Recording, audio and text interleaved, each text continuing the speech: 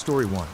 My girlfriend of 4 years has recently become obsessed with a male streamer, and I feel really uncomfortable about it. This is really embarrassing to even post about, and I don't even know if my feelings about this situation are valid or if I'm just being a jealous boyfriend.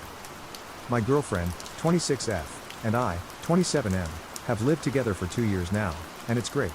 She is admittedly my first girlfriend, so I am a bit inexperienced, but our relationship has been steady and happy. I was planning on proposing to her this year, but my plans were squashed by current events. I know she wants to get engaged somewhere nice, but traveling right now is not smart or feasible. My girlfriend lost her job back in July thanks to COVID, and it really devastated her. It was pretty close to being a dream job for her, so she took it really hard. She started panicking about finding another job in this market. I am really fortunate to have a well-paying, essential job and minor debt, so I was more than happy to let her take a break for a few months. She was already getting kind of depressed from quarantining. Her job was work from home, and I thought letting her rest and recover for a bit would help. She readily agreed and was super grateful. She really stepped up, the apartment was super clean, and she was making delicious, elaborate dinners. Since it's just us two in a one-bedroom apartment, there's not too much mess between us, so she still had a ton of free time. She got tired of all the stuff on streaming services and started watching more YouTube. Then her friends invited her to play a game with them, and she got hooked on it and started watching YouTube videos about it. I guess that's how she found this streamer. Let me tell you, my girlfriend's interest in video games before this was mostly limited to Mario Kart, so I was a bit taken aback by her suddenly watching Twitch and YouTube gaming videos 24/7. But I was excited for her to find a new hobby/interest, at first. Now everything is about this guy. She follows him on every social media platform and is either rewatching old streams of him when he's not streaming or watching him live. And this guy can stream for hours and hours at a time, mostly when I'm finally home from work and want to spend time with her. If I ask her to watch a movie with me, she'll keep an earbud in and still have him streaming on her phone, barely paying attention to the movie. She shows me a lot of clips from the streams that are funny, and I guess I can see why she thinks it's fun to watch him, but I'm getting really jealous of this guy. Her mood on the days he doesn't stream is always low, and she acts really grumpy around me. She has paid money to become a subscriber, not sure how that works, and I confronted her about possibly sending him donation money, but she assures me she hasn't. She's pretty good with money, so I like to think she's telling the truth. But at this point, I don't know how I feel. I am scared to hurt her feelings, especially since she finally seems happier these days. I made a joke the other day about how she likes him more than me, and she got really offended by it, so I don't even know how to broach the topic with her. I don't want to control what she does with her free time, but I feel like this guy has replaced me. At the same time, I feel stupid being jealous of a guy she is interested in and who is semi-famous. It's not like she's his one and only fan. Am I feeling threatened for no reason? Or should I actually be worried about this? Relevant comments. Commenter. It's understandable that you feel a little jealous or threatened because she's so excited and into this, but yes, you are overreacting. COVID has turned people's lives upside down, and that kind of dramatic change and stress leads to finding relief in unusual places. She's found it in this Twitch/gaming world in general and in this guy's stream in particular. She's not more into him than she is into you. She's not replacing you. But watching him is, well, keeping her sane? That's a slight overstatement, but only a slight one. People are taking up new hobbies in obsessive ways as a coping mechanism because when your life feels out of control, you seek pleasure and a sense of well-being wherever you can get it. You see yourself as giving her safe harbor, where she stays home all day, and you are, and she's probably quite grateful for it. But at the same time, you are going out daily and seeing other humans, and she is not. Her social contact outside of you coming home at night? Twitch and gaming. This is her lifeline. Her world cannot revolve around her relationship with you. She's taking care of that relationship, and you, with the cleaning and the meals, and she has lost her sense of purpose beyond that. Let her have this Twitch stuff and whatever outlets keep her from snapping. Please. Trust me on this. I haven't left the house hardly at all since March. Work from home, higher risk chronic condition, and I get irrationally, is it irrational, though, jealous when my spouse leaves the house and does normal things because I can't. Let her get whatever it is she needs from this, and don't be jealous. There is nothing to be jealous of. Ops response. I really appreciate hearing your perspective. She seems so much happier on the outside now that I tend to forget that stuff can still be going on that isn't as apparent or visible. I don't think you're being irrational either, that sounds rough. I know she is definitely lonelier than I am since she's not going anywhere these days. She still texts her friends, and sometimes she plays that game with them, so she has that. Commenter 2. What? No, op, you have to get a bit angry. Not over the top, but call her out on this BS. If I ask her to watch a movie with me, she'll keep an earbud in and still have him streaming on her phone, barely paying attention to the movie. This is not okay. Anyone telling you this is okay is also not okay. You need to say something like, "Hey, are you serious right now? I thought we were watching a movie together. What are you doing?" What she's doing is not respectful to you as your partner in a relationship and needs to be addressed directly. I know this might seem difficult since she's your first girlfriend, but you're being walked all over here. Update 6 days later. So here's an update. I read every comment on the last post, sorry for not replying. I got really overwhelmed by the feedback I was getting, and I kind of shut down for a bit. I acknowledge now that I really should have said something to her earlier before letting it get to this point. I posted that on Thursday, and I was really lucky that he ended up not streaming on Friday. That morning, I told her we should get takeout from our favorite place and have a little date night. She seemed really excited. I picked up the food, came home, and she was watching old clips, but I was able to get her off her phone, and we had a nice time together. I then asked if we could talk, and she agreed. I basically told her that I was hurt by how she hadn't been paying as much attention to me since she started watching him, and that I was also worried about her mental state because a lot of people had mentioned she might be depressed. She apologized for the whole movie incident, but she really denied that anything was wrong mentally. I told her I would even pay for therapy if she needed it or at least try it, but she said no. She ended up really grumpy with me and went to bed early, so I guess I messed up that conversation. I felt so bad about how that night went that I wanted to make it up to her and plan a better date night for Saturday. I went out and got some stuff to set it up. When she woke up the next morning, I told her we were going out that night, and she seemed excited when I told her it was a surprise. While she was cooking dinner, I went out to my car and decorated it for Christmas, bows and lights on the inside, a stash of Christmas candies and chocolates, cozy blankets, you know, the good stuff. We had dinner, and then she got to the car and was super excited.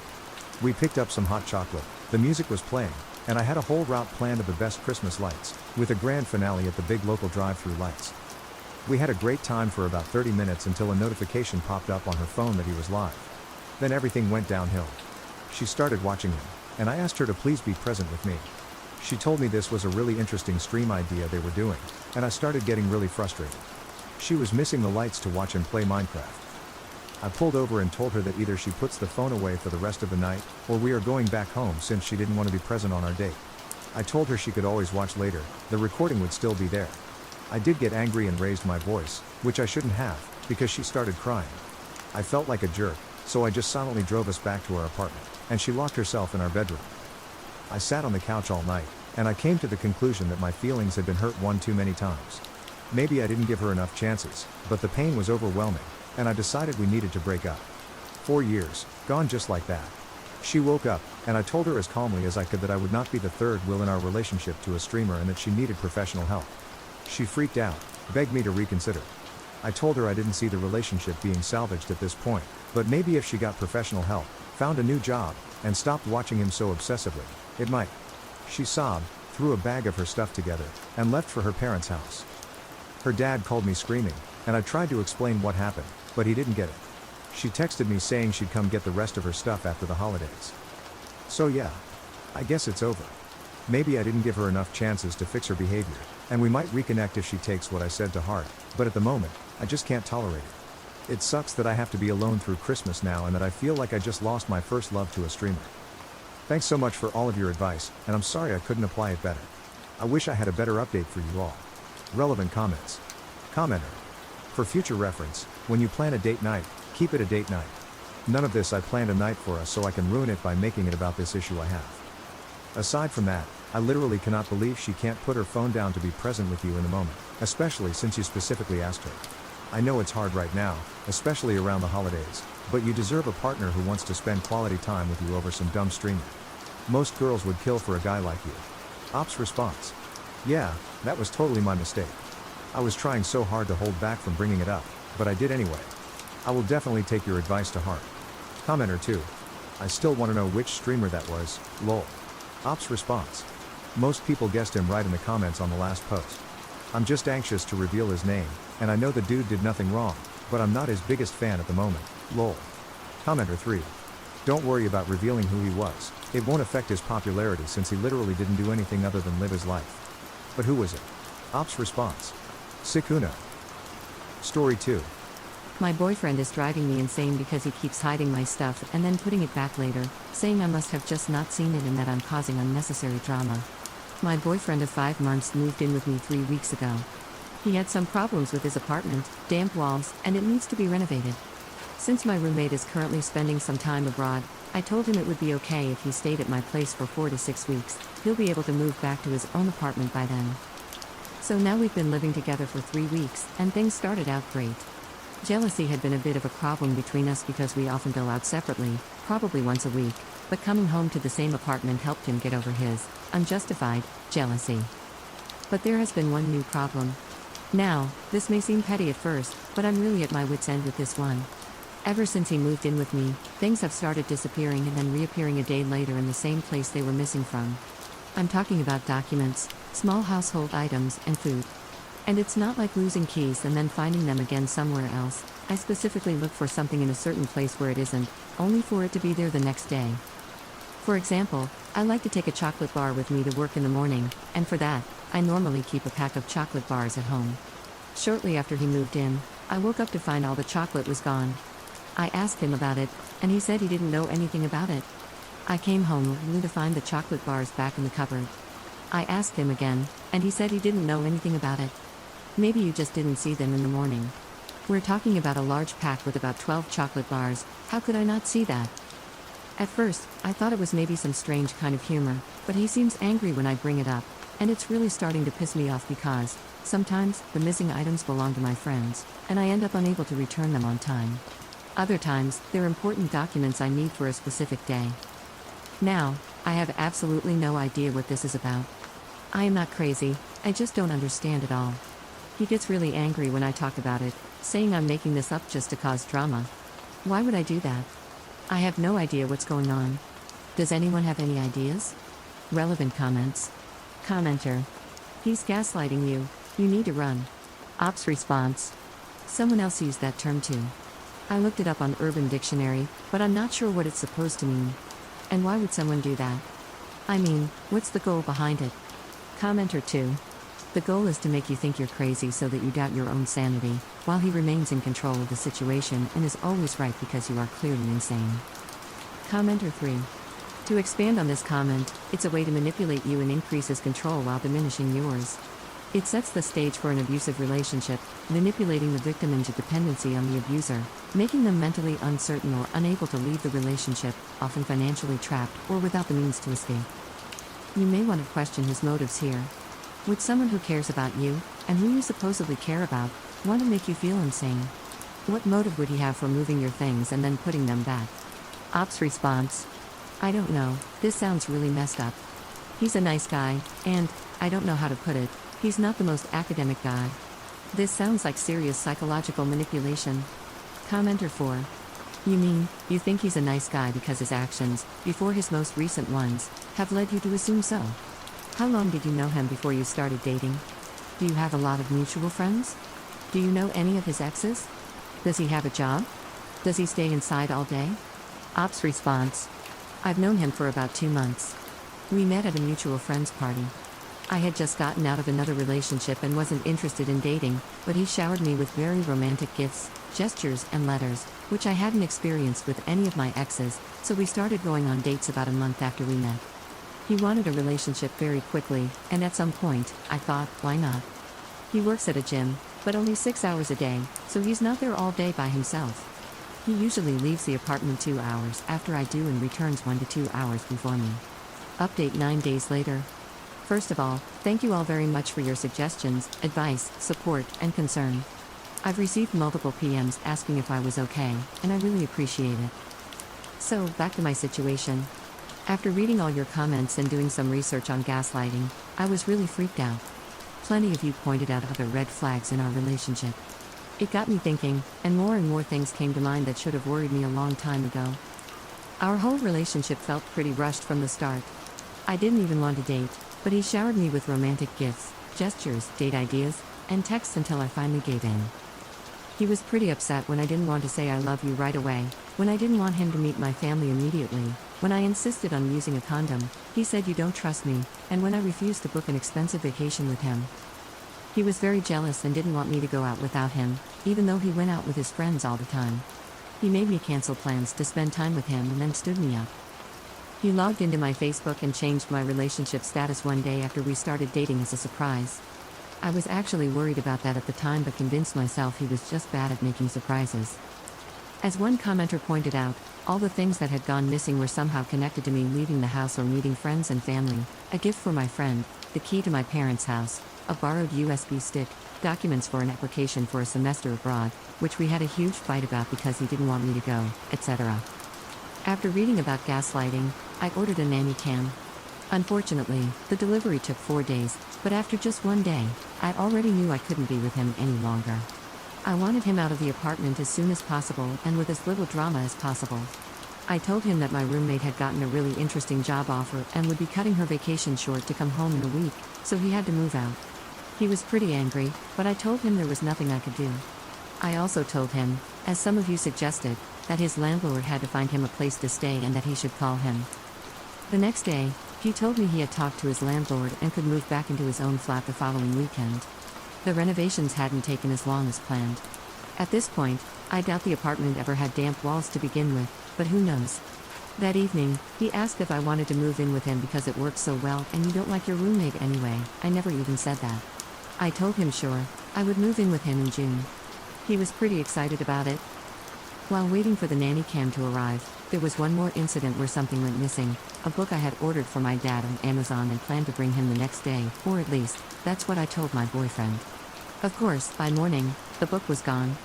I chose to ignore it, but he reacted strangely, even asking me on my way out if I had taken the book with me. Why on earth would he ask that if he didn't expect a reaction? I just said, "What book?"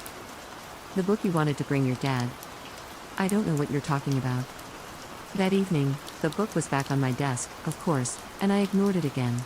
2 hours later, he casually walked by my desk and said, "That's the book I was talking about." I just said, "Oh, that book." He seemed pretty angry for the rest of the evening. 2 days later, the nanny cam finally arrived. I set it up while he was at the gym and, once again, placed a letter I needed for work on my desk. I wasn't surprised at all when it was gone a few hours later and reappeared the next day. When I finally had the apartment to myself again and could check the footage, I saw exactly what I already knew. He took the letter while passing my desk, put it in his gym bag, and then put it back a few hours later. However, as soon as I saw the evidence, I decided against confronting him. To be honest, I was scared of his reaction and had already decided to break it off as soon as possible. The camera didn't tell me his motive, and I figured he probably wouldn't tell me anyway. Still, it frustrated me that I would probably never know why he did it. On the last evening before he moved back to his newly renovated apartment, I told him I wanted to watch an old movie called Gaslight. Thanks for the tip, everyone, it really is a great movie. He sat with me through the whole film but was quieter than usual while I kept talking about how unrealistic it was and how obviously insane the husband was. I actually expected some kind of reaction from him, but he just sat there looking nervous. On Sunday, he took all his stuff back to his apartment. My brother had arranged for someone to come and change the locks, and as soon as that was done, I sent my boyfriend a text telling him it was over. I said I had no interest in being contacted again, that our breakup was final, and that it was very sad he had to hide my things to keep the relationship interesting. Since then, he's been calling me nonstop, but I haven't picked up and I won't. I know this isn't the most heroic or exciting ending. I could have confronted him with the video evidence, but instead, I cowardly broke up via text. However, I really didn't want to have a dramatic fight, I just wanted it to be over as quickly and smoothly as possible. If there's anything I've learned from this, it's not to rush into a relationship. For the past 7 years, I've jumped from one long-term relationship to the next, and I think it's time to stay single for a while and focus on my college classes. For now, I'm staying at my brother's for a couple of weeks, and I should probably change my phone number. I'm sorry I can't give you any insight into why he did it. It could have been kleptomania, a prank, or just him messing with my stuff because something about me frustrated him. I will probably never know. In all the texts he sent me, he just says he doesn't know what I'm talking about and that he never took my things. Relevant comments. Commenter. Breaking up with this psycho over text wasn't cowardly in this case, you did all the smart things. You busted him on video, got him out of the house, changed the locks, and then broke up with him. If anything, this is probably one of the smartest breakups I've ever seen. Ops response. Thank you for saying this. I was so freaked out, I just wanted him to leave quietly. Commenter 2. You said something very wise near the end of your post, that you needed to stop rushing into relationships and spend some time by yourself. I learned, after many unproductive relationships, none of them were bad, They were just nothing special. That learning to spend time by myself and becoming comfortable with it made me a much happier and calmer person. It allowed me to approach relationships differently because I was no longer desperate for someone to be with. I was quite happy with my own company. Now, I only spend time with people who make me happy.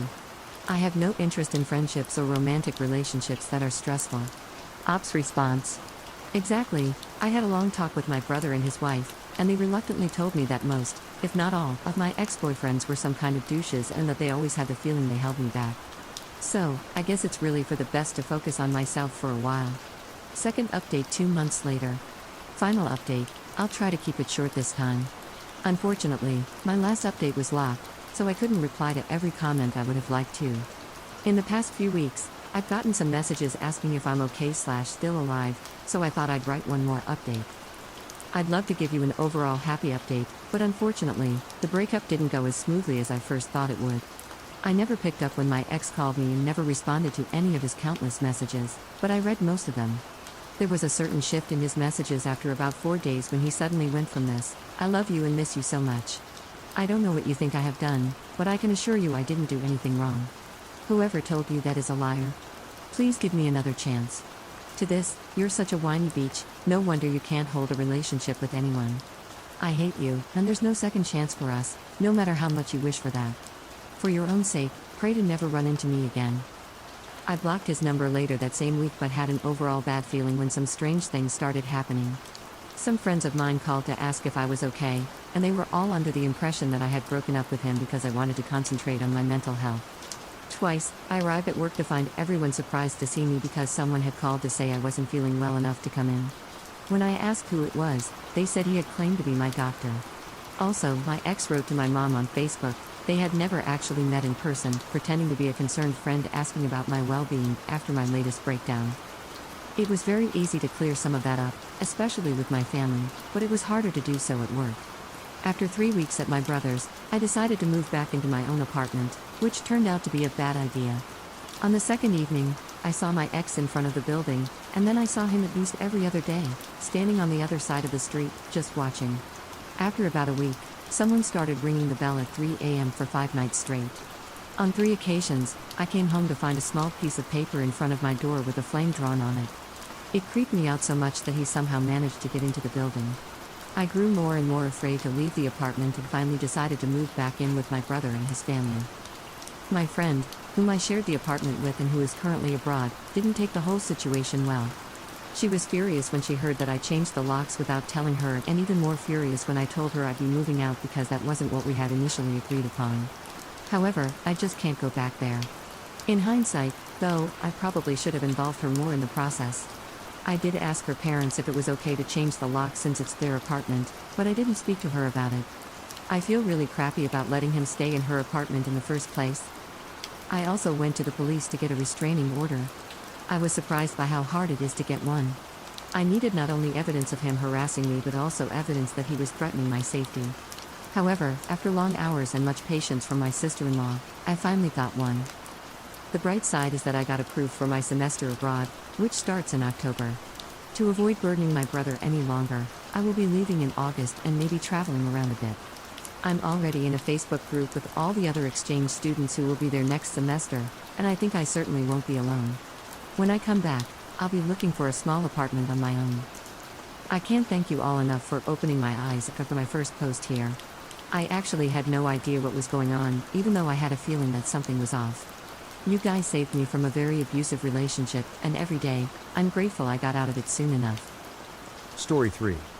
Am I the jerk for demanding that my fiancé's parents change their plans to have a vacation at the same place and time as our honeymoon? My fiancé and I have our wedding coming up in April. We had brainstormed for a while about where best to spend our honeymoon. We went over the more popular and well-known places but then landed on a more offbeat destination that I felt would truly be a great place for us to start our life as a married couple. I've been looking forward to it just being the two of us. I know he has a really hectic work schedule, and we were going to make the most of this.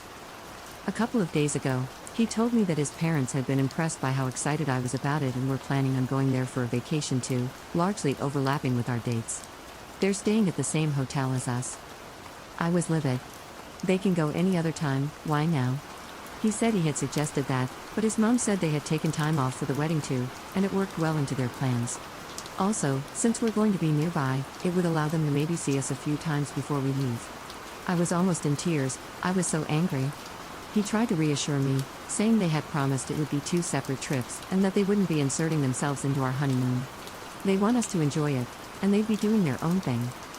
I want to believe it, but I know his mom. I like her as a soon-to-be mother-in-law, but she can be very clingy and routinely laments how far he, and now we, are from them, so I just have a feeling the 2 plans are not going to be as independent as he thinks they'll be. I vented about it to my parents too. My mom agreed with me that this isn't right. My dad is more on the fence about it, he doesn't think everything is ruined. I've demanded my fiancé make them change their plans. He says he asked them to, they promised to do their own thing. What can he do? Tell them he doesn't believe them and call them liars. I messed up here and said that if that's what it takes, he should do it. He got quiet. I realized that was too much and sincerely apologized for crossing the line. This has been eating me up. I was envisioning a certain type of honeymoon, and now this has happened. Am I the jerk for demanding they change their plans? Relevant comments. Commenter. As much as it sucks, the only way to truly secure an in-law-free honeymoon would be to cancel your plans and go somewhere else. Not ideal, but there's no way you're not going to accidentally bump into them the whole time they're there. Ops response. A few other comments have said this too.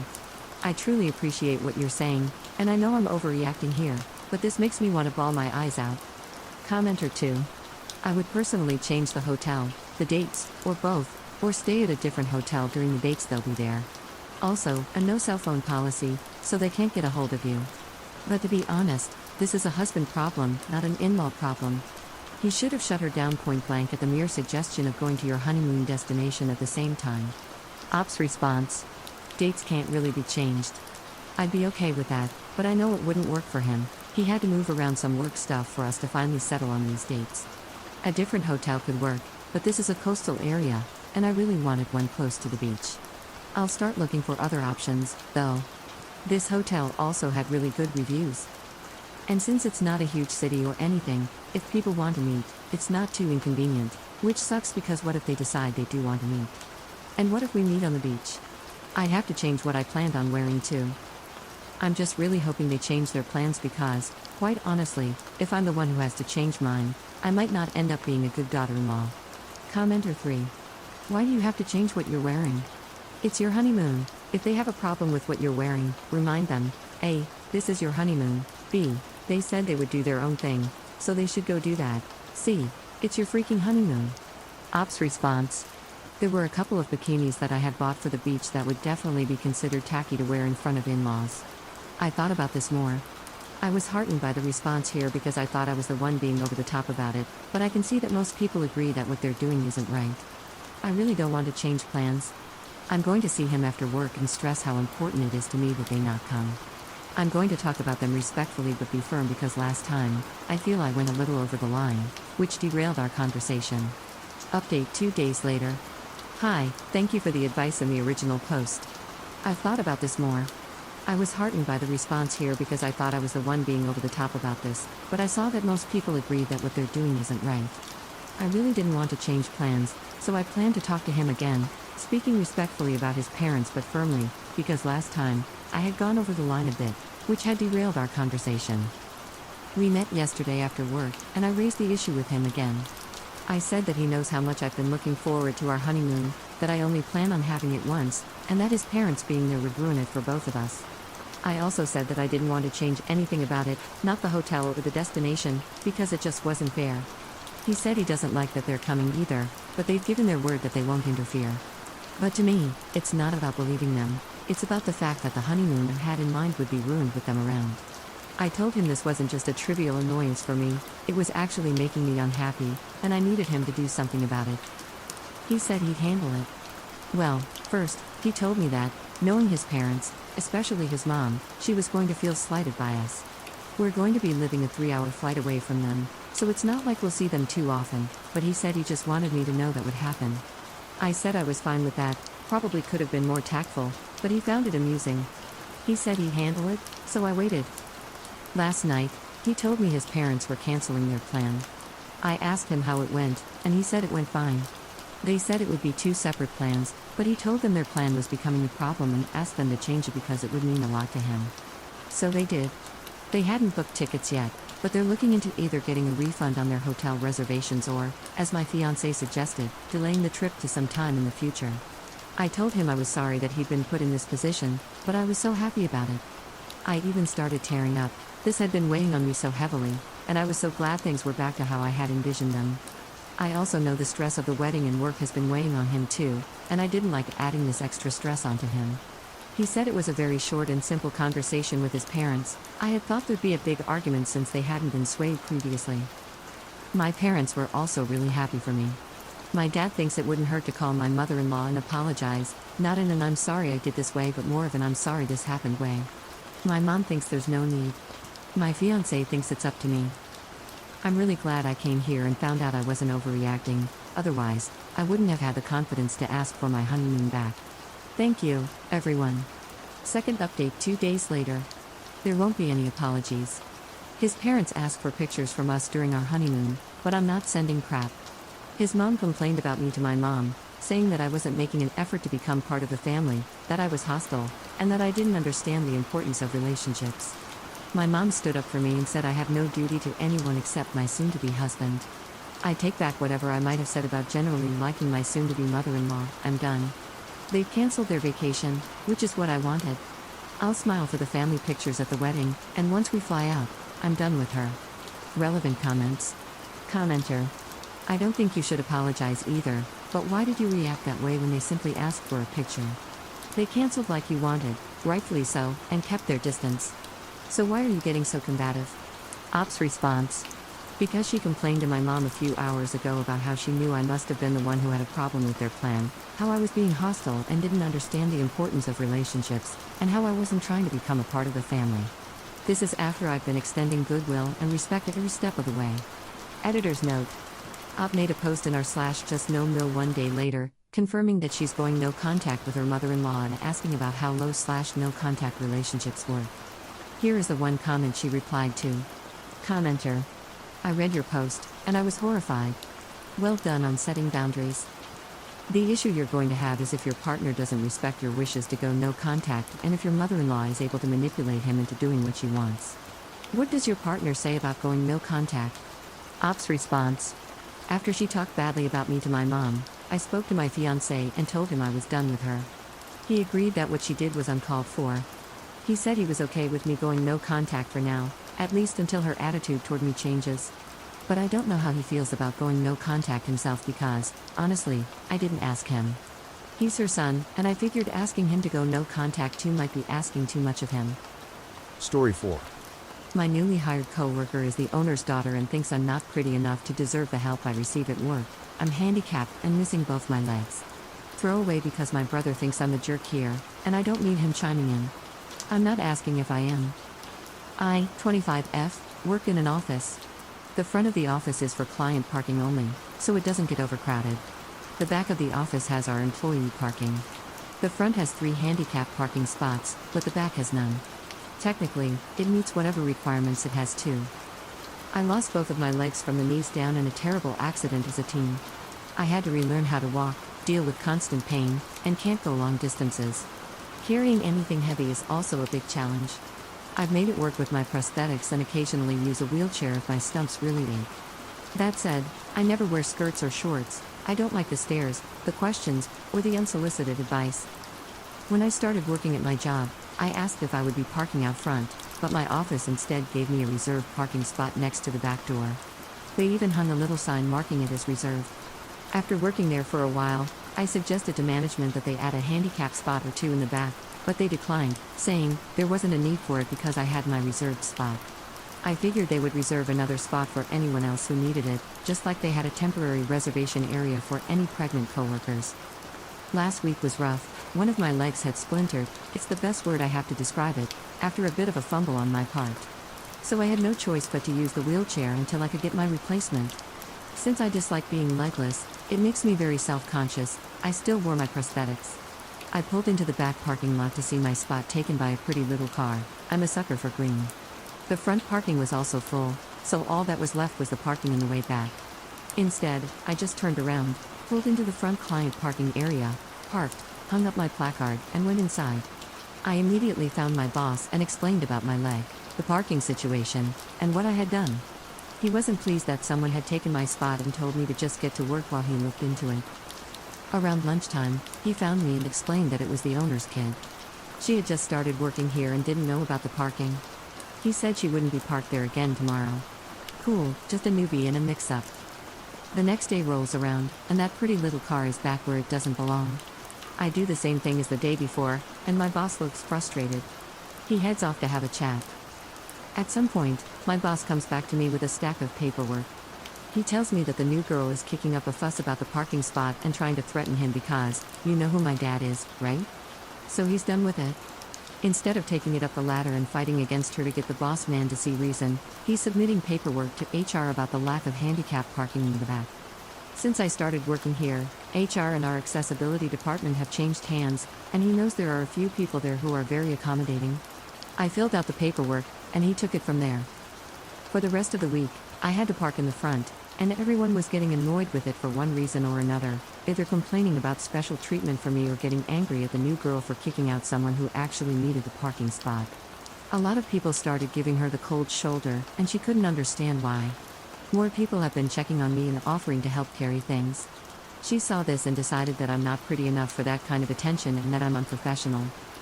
This morning, I checked the back again, and her little car was parked all the way in the back. In my old reserved spot, there's now a bright and shiny handicap sign.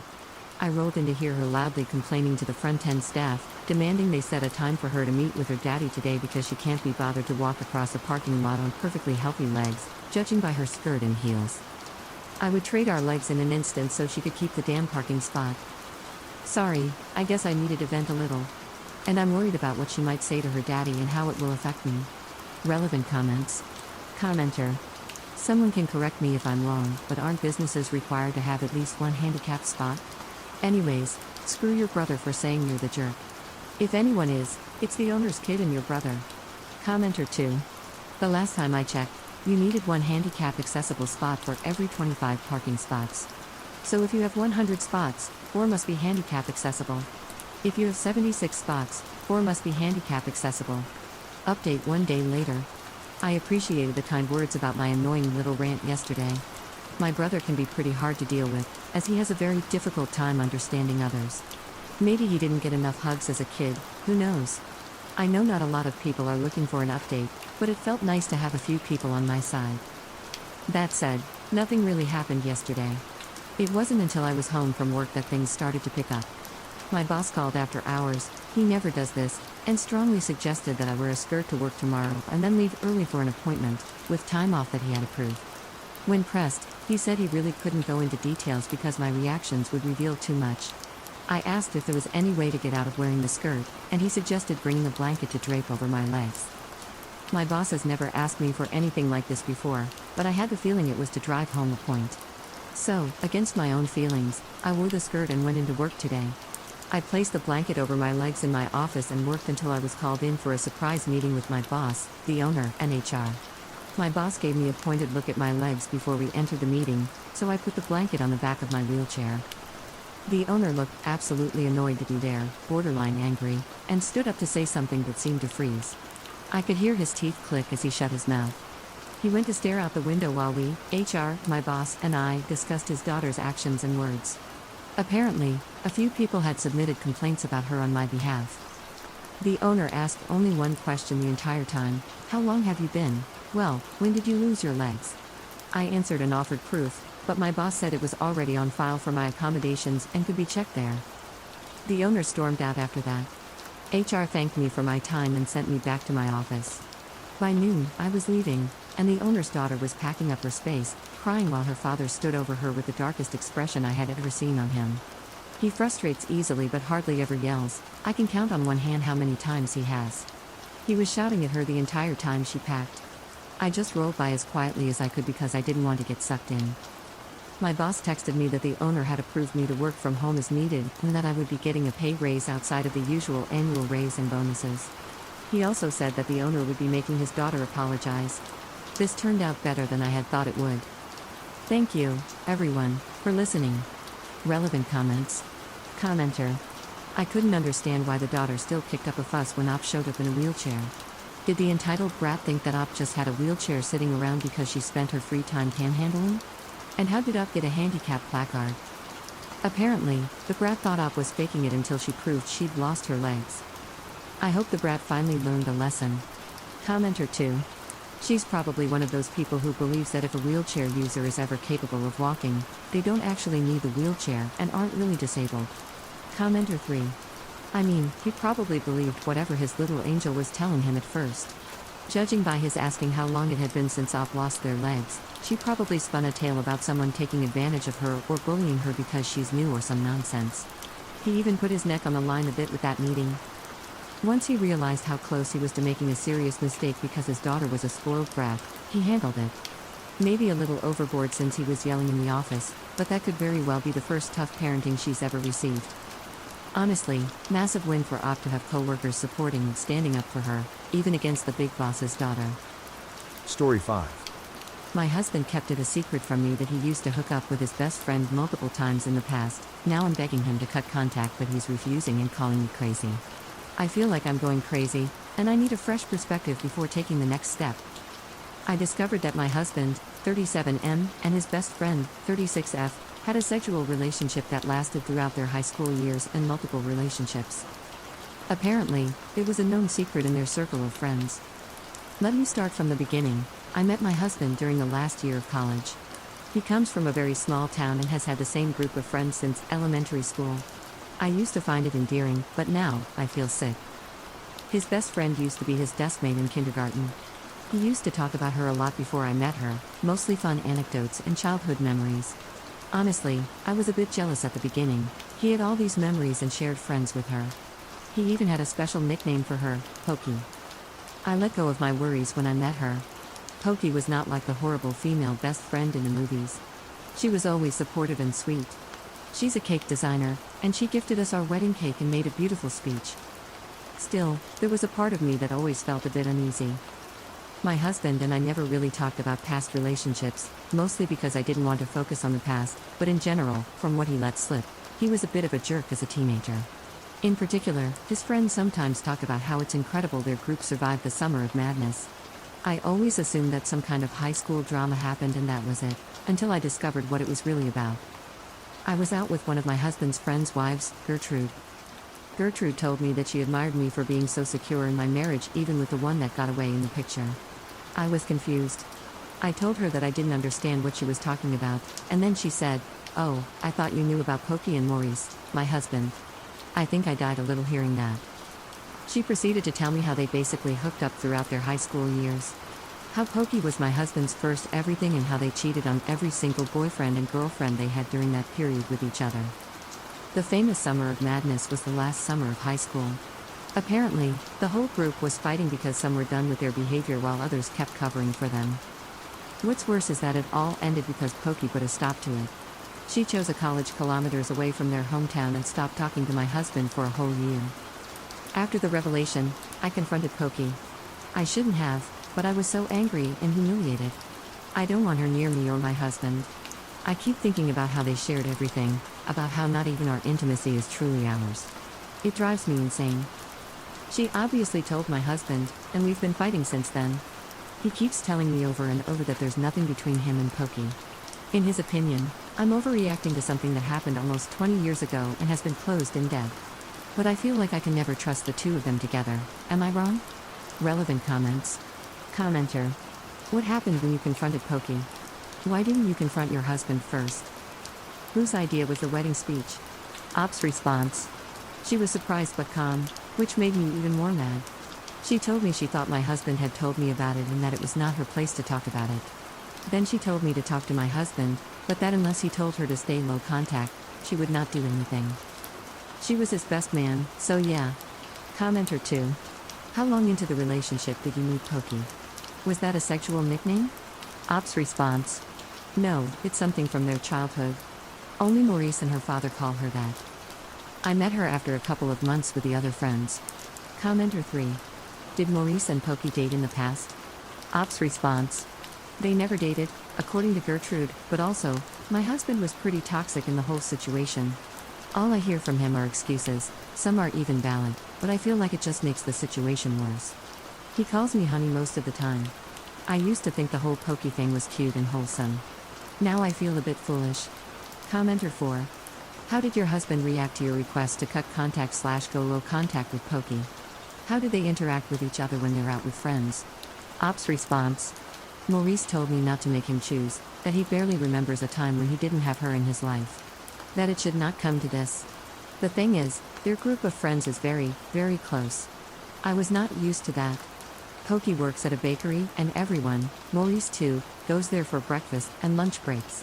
They have game nights, movie nights, brunches, and dinners, so they see each other a lot. Pokey lives down the road, and she and Maurice take the dogs out every evening. Commenter 5. Is Pokey currently married? Does she have any kids? Do you and your husband have any kids? Ops response. She and her ex divorced a couple of years ago. She wanted children, he didn't. It wasn't pretty. Apparently, her ex knew. She's not dating at the moment, but she briefly dated a guy in the past. No, Maurice and I are child-free. Op adds an edit to her post. Okay, so a lot of people are asking me why I got angry at Pokey and not my husband. First, I am angry at Maurice. I can barely stand to be in the same room as him.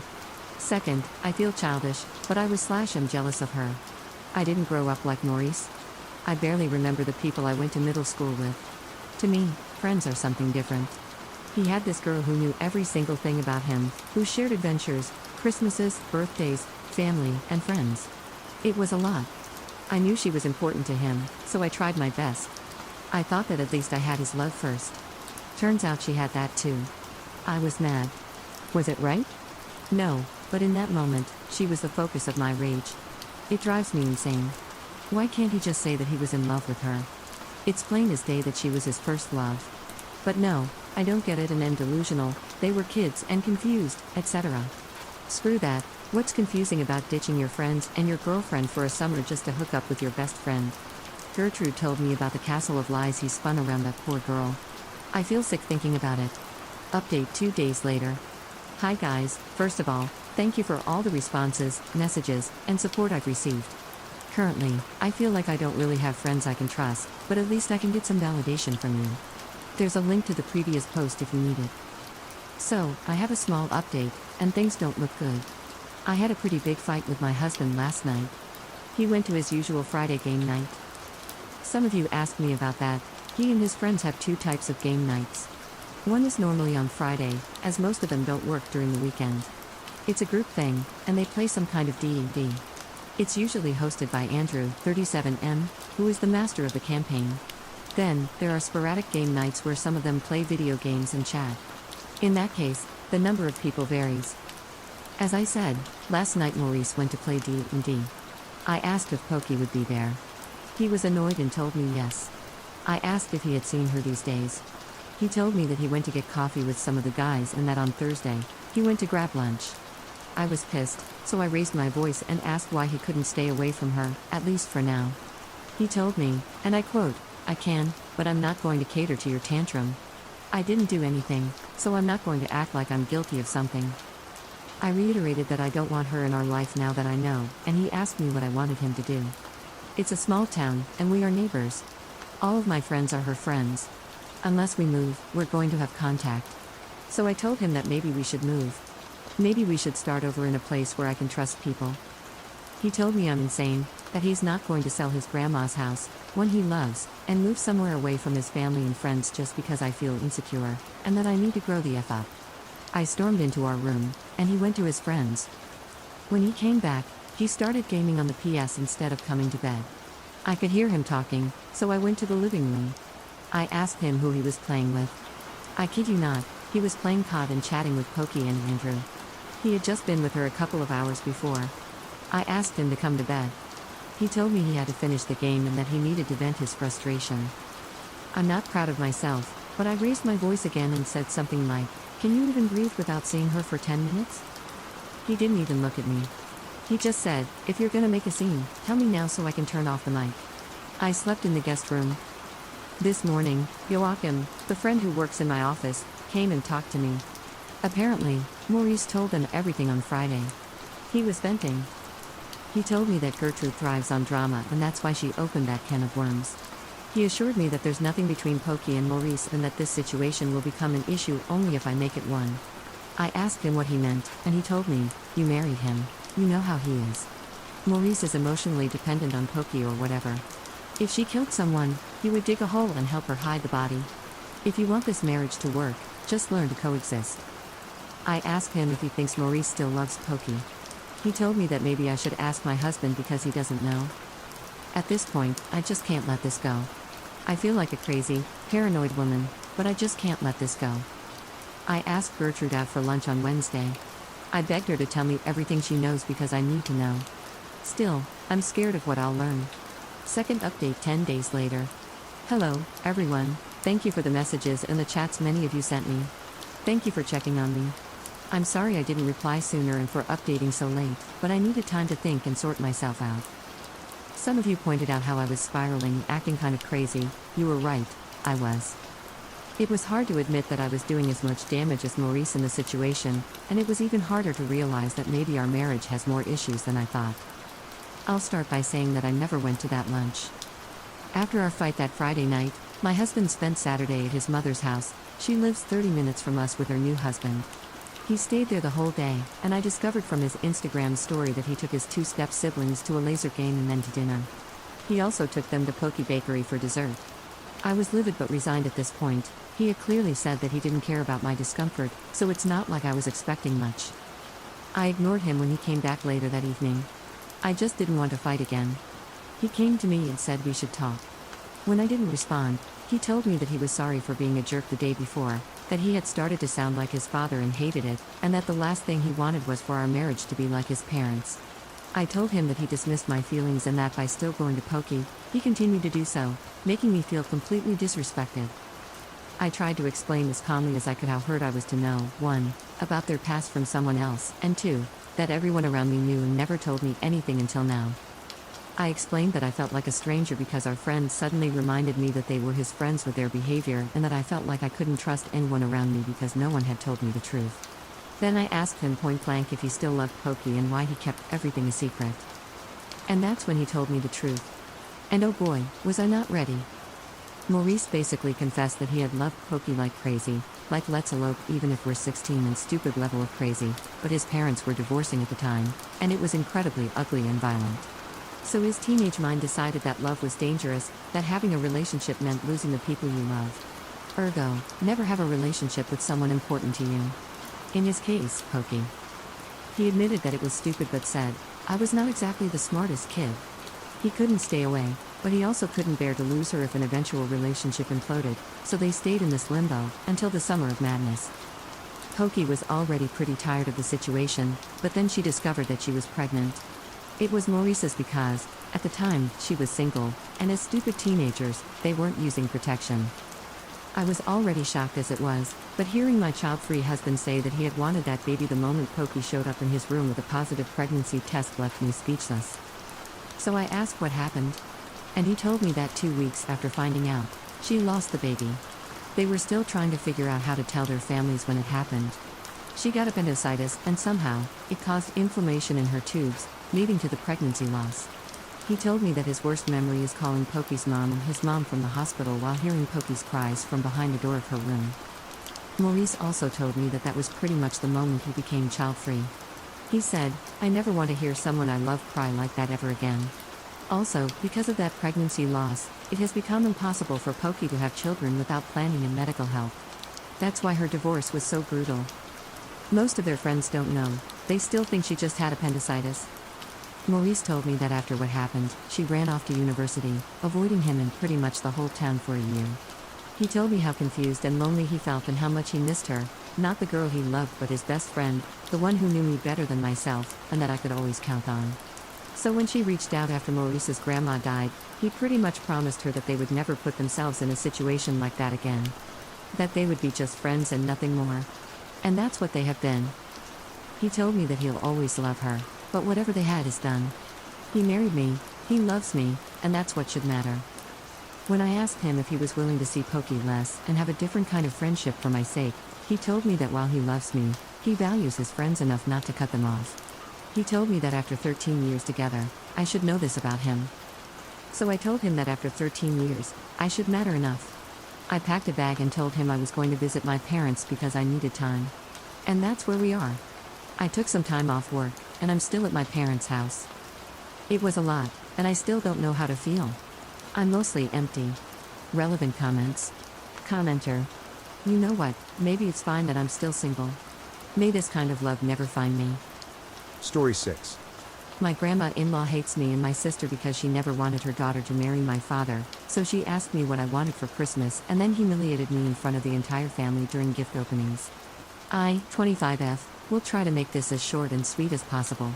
Also, sorry for any formatting errors, I'm on mobile and in the middle of working a double on no sleep, but this has been bothering me for about 3 days now.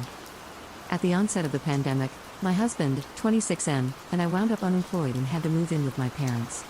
My dad, 50-ish, and my stepmom, 40-ish, are the most wonderful humans in the world. My stepmom's mother, who I'll refer to as Marie from here on, late 70s-ish, not so much. We moved in at the end of October after our lease expired at our previous residence. A couple of days after moving in, Marie asked my husband and me if we had any Christmas wishes and was adamant that price was no object. She's made it very clear over the past 17 years that she didn't want her daughter marrying my father and that the added baggage of my sister and me made it even less ideal, but I assumed, since she asked me, that maybe she wanted to bury the hatchet. So I was honest, I mentioned wanting a new sewing machine. I showed her the one I wanted, which was about $200. I didn't think much of the exchange until last Friday, December 18th. Marie was leaving to visit family a few states over for the holidays, so she called the family together to hand out gifts. I had just gotten home from work, so my cousins, aunts, and uncles had already begun opening their gifts. 3 of my cousins and 1 of my aunts got the exact sewing machine I had shown Marie. All the other kids got things like video games, hoodies, sneakers, and gift cards to different places. I admittedly got a little excited. I went last.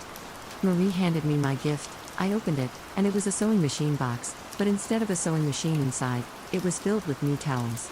She said, "I know you guys are having money troubles. Thought that might be helpful." I waited until everyone left, but I was genuinely upset because I know that she knows we have towels, washcloths, etc., since we brought them with us from our old place, and we have our own designated cupboard for those things in our bathroom. When I got my new job, I took my first and second paycheck and started buying gifts for everyone. I spent nearly $150 to order a giant hand-woven, dyed, and beaded tapestry from a local indigenous bead artist for Marie. I wanted to get her something I knew she would love and cherish because I thought maybe we were moving past the previous 17 years of hostility. She and I are both close to 50% indigenous, and it's a big part of her lifestyle and aesthetic, as it is mine.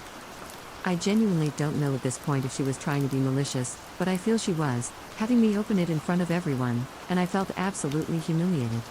My stepmom and dad agree with me and say I should keep it, as does my husband, but when I asked a few family friends, they said it sounds like I'm just mad that I didn't get an expensive gift. I feel it's blatant favoritism. Would I be the jerk if I kept the tapestry for myself? Edit. For clarity, the artist I ordered the tapestry from is about 1.5 hours away from our house, and I didn't have time to pick it up before Marie had to leave for the airport because of work. She told me not to worry about it and said I could just give it to her when she got back. Relevant comments. Commenter. What happened to the sewing machine that was originally in the box with the towels? I doubt she or the store just had an extra box lying around. I don't know why I'm stuck on that, it just seems odd that she'd have the box without the sewing machine. Anyway, not the jerk, keep your thoughtful gift, and if you feel obligated to get her something, just give her a gift card to a place she likes to eat or something easy. Maybe one of your cousins would gift you theirs since they know what happened. I know I wouldn't want a sewing machine, so I'd totally give it to you if it were gifted to me. And to be especially petty, I'd do it right in front of your grandma. Ops response. She took one of my cousin's sewing machines out of the box and packed it into a larger box with a case for her sewing machine because she travels for college and will be carrying it back and forth. She's the only other person in the family who sews, so it makes sense. Commenter 2. You're unsure if she acted with malice? She did. This was 100% intentional, malicious, bona fide jerkbaggery. Keep the thingy. This was a declaration of war on you, so even after keeping the thingy, strike back in a similar fashion when and where you can. If she's not a broken, whimpering pile of misery pudding by the time you're done with her, she wins. I'm rooting for you. Ops response. Okay, you're my hero for this. Commenter 2. I was just mad at you. Be careful not to alienate other members of your family if you take the advice above. If things go sour between you and your stepmom because of this, then I will be the jerk. Ops response. I'm not going to give her the tapestry, I'm going to give it to a friend who is also indigenous and will appreciate it. But now, I'll be getting her a crappy, generic return gift. Commenter 3. Obviously, not the jerk. Come on, why are you even asking? This is one of those my co-worker kicked my puppy and called me stupid, am I the jerk for being mad questions? Ops response. I'm asking because I got opposing opinions, and I wanted to know if I'd be justified in keeping it if I chose to do so. Commenter 3. I think the answer is so obvious that the only reason you could possibly get conflicting opinions is if you presented the story differently to someone else. What you wrote here paints a vivid picture that leaves no doubt in anyone's mind about what you should do and how you should feel about it. If you left anything out or misrepresented anything, then you didn't get a genuine answer from us. So it comes down to the question of whether you came here looking for advice or looking to be validated. You're the only one who knows the answer. If you gave us the whole story, enjoy your tapestry. Ops response. Yeah, honestly, this is me thinking that I probably need new friends because everything I said here is exactly what I told them, word for word, in our group chat. Update same day. I called my stepmom and told her that I would not be giving Marie the gift and that I would be getting her something else. I don't know what yet, but I'm sure I can come up with a crappy, generic gift between now and New Year's. Thank you all so much for your honesty and candor. Edit. I met with my stepmom for an early lunch. Around 2 p.m., she's expecting a family Skype call from Marie, and she's going to address it head-on in front of the entire family. I'll update further for anyone invested, I guess? Edit 2.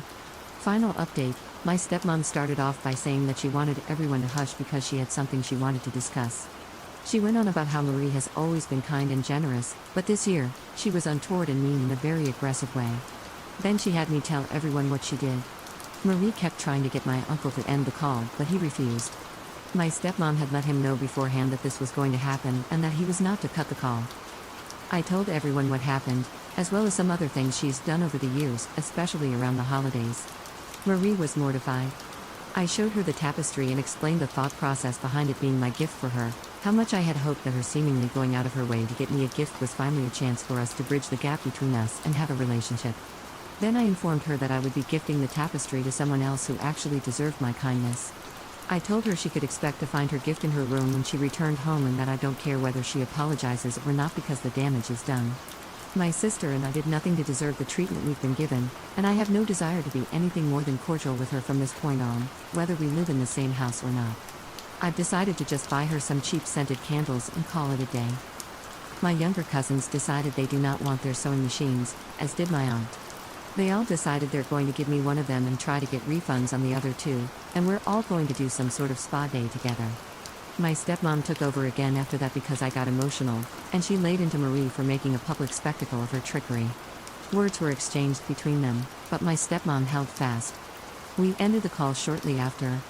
My stepmom and I are on the way to my aunt's to porch pick up my new sewing machine. I also reached out to the now former friends to let them know that I don't appreciate them siding with Marie and making me second-guess myself. I told them that I will be civil but nothing more, as I didn't deserve their harsh judgments.